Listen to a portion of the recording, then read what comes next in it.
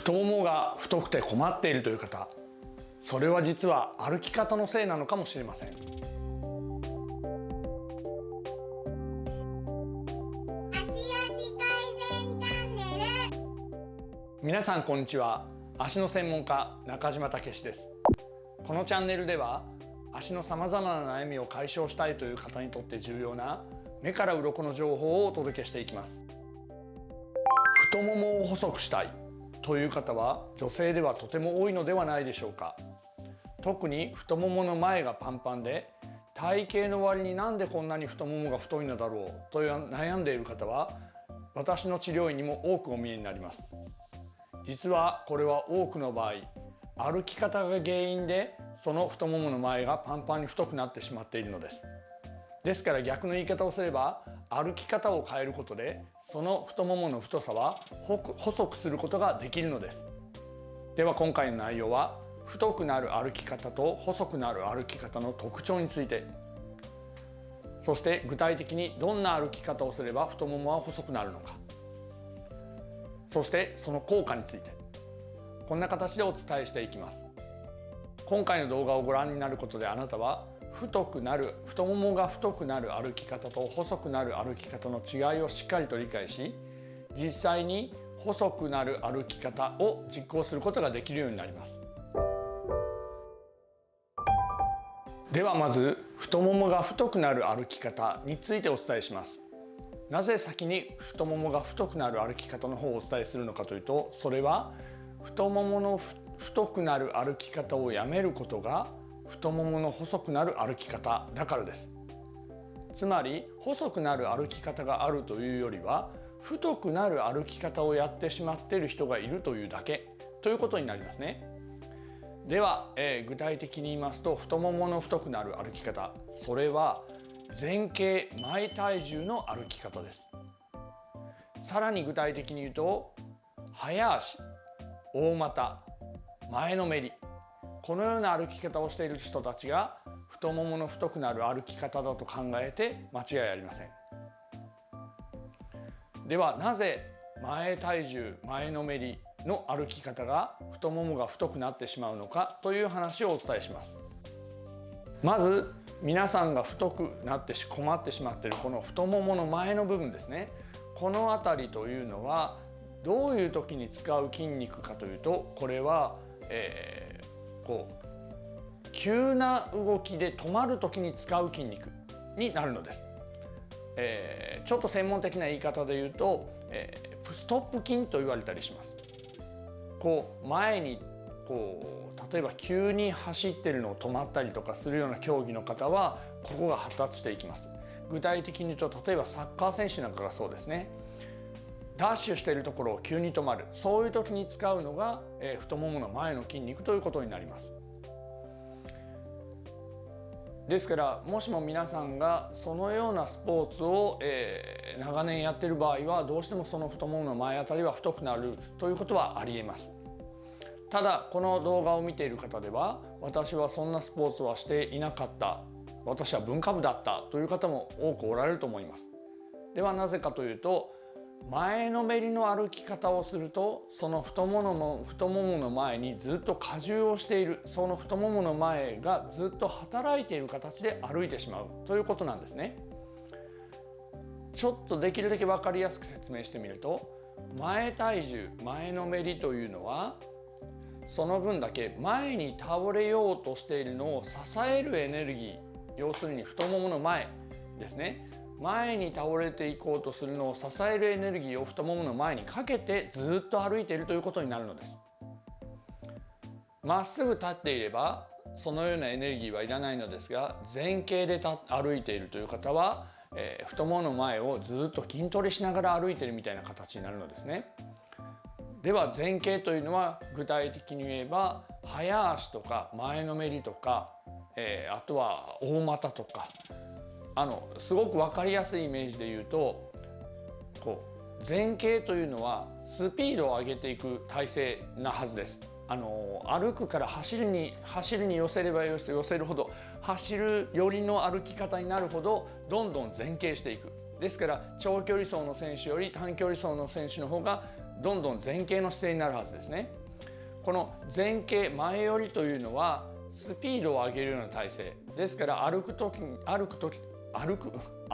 でもスピードを上げたりとか、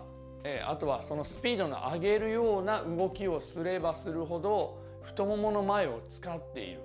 ということになります。それが具体的に言えば早足であったり大股歩きであったり、あとはお腹を突き出して歩くというのもそれに準ずる形にはなります。では逆に細くなる歩き方というのはどうかというと、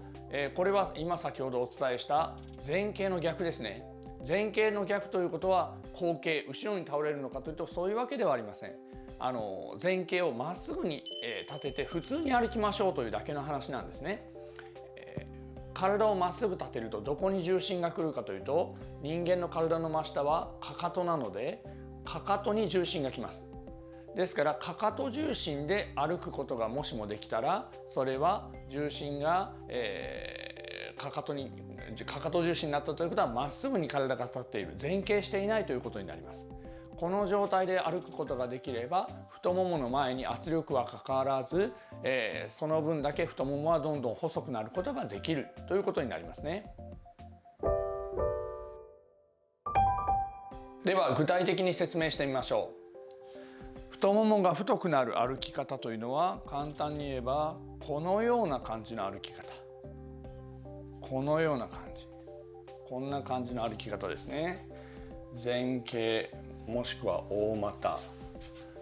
早足、こういう歩き方です。特徴は体に対して後ろに足が残ってここに足があるような状態になります。そうするとここの太ももの前のところに圧がかかって、ここで体が前に倒れるのを支えているという形になります。ですからご自分では体を起こしているのでそのような意識はありませんが、体より足が後ろに来ているような形の場合はこの太ももが太くなる歩き方だと言えます。それに対して太ももが細くなる歩き方を一度やってみましょう。このような形になります。先ほどの歩き方と比べていただいたら分かりやすいのですが、足は後ろに残らず前に出ているはずです。ですからこのような体勢になることがありません。こちらですね。感覚的に言うと足を後ろで蹴って前へ進むというよりかは、ももの付け根で持ち上げるという感じ、持ち上げるという感じ。足をふくらはぎから下で後ろにこういうふうな形で蹴るというよりは、ももの付け根を持ち上げる感じ。本来それはそうなんですが、なぜかというと前傾といえばこのまま手をつけてみると走る体勢で、歩く体勢が体を起こした状態ですから、体を起こすと足は後ろには残りません。上がります。このような歩き方を皆さんがすることができれば、太ももは無用な圧力がかからずどんどん細くすることができます。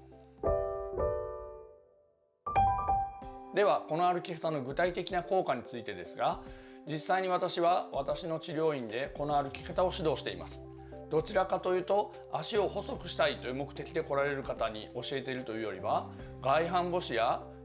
扁平足、もしくは膝が痛い、股関節だとか足の悩みを抱えている方に自然な歩き方をお伝えしている。その結果疾患が治るという形でお伝えしています。しかしそれと同時にほとんどの方が太もも周りが細くなっていきます。元の太さにはよりますが、大体で3センチから5センチぐらい、太ももの周囲ですね、3センチから5センチぐらいは細くなっている方が ほとんどですかね。大体2ヶ月3ヶ月ぐらい経った頃に測定してみるとそれぐらい。私は実際著書を書く際に、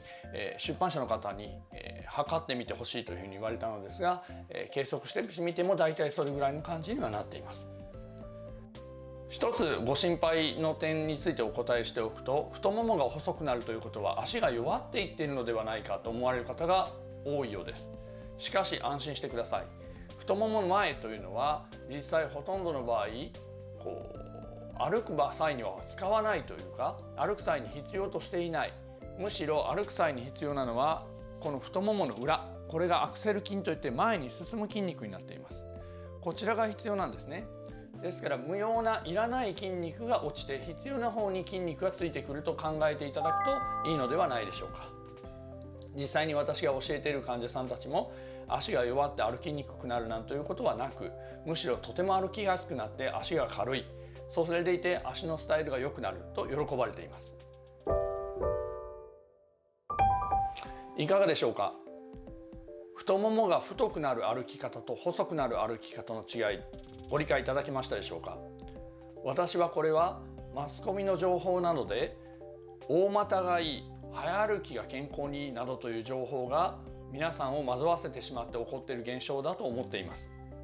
大股へ早歩きにすればするほど無用な筋肉がついてしまう。もしもカロリー消費とか運動量を上げたいのであれば、歩き方を変えるよりもそれはそれで別に運動してしまった方が歩き方は崩れず足の形も良いままで残ります。要するに普通の歩き方を手に入れる、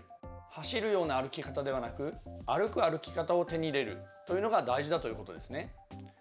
具体的な歩き方については私はこの動画足改善チャンネルで解説もしています。しかし一度足に疾患を抱えてしまったり癖が強くついてしまっている方、運動が苦手な方などは動画を見ているだけでは分かりにくい場合もあります。その場合は私が指導したゆるかかと歩き指導員の先生方が全国にいらっしゃいます。その先生方を頼っていただければ皆さんをスムーズな歩き方、ゆるかかと歩きの習得へ導いてくれるでしょう。頑張ってみてください。